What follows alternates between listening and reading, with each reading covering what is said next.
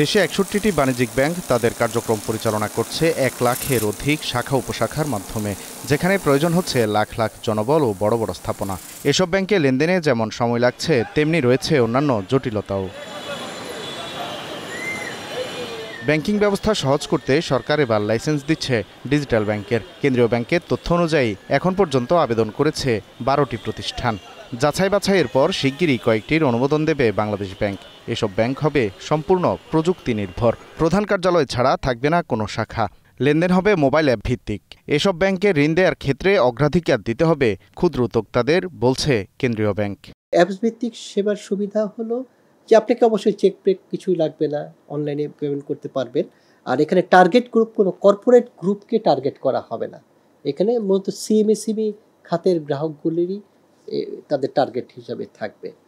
এবং এই আপনি জানেন যে 12টা প্রতিষ্ঠান এই ডিজিটাল ব্যাংকের লাইসেন্স জন্য আবেদন করেছে।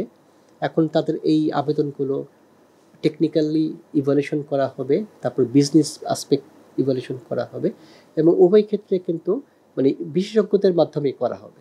এবং করার পর তারা একটা মার্কিং দিবে।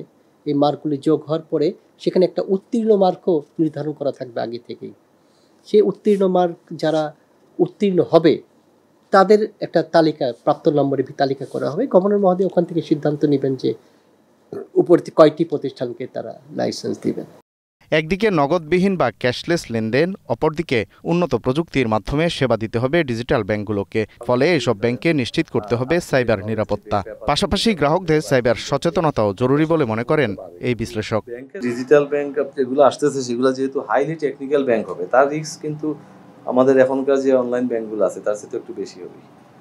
এটা হলো একটা প্রথম কথা। সেকেন্ড হচ্ছে, ধরেন এই এআই টেকনোলজি আসার কারণে আমরা যেরকম বেনিফিট পাচ্ছি, কিন্তু এআই টেকনোলজি ইউজ করে কিন্তু সফিস্টিকেটেড অ্যাটাকও বাড়তেছে।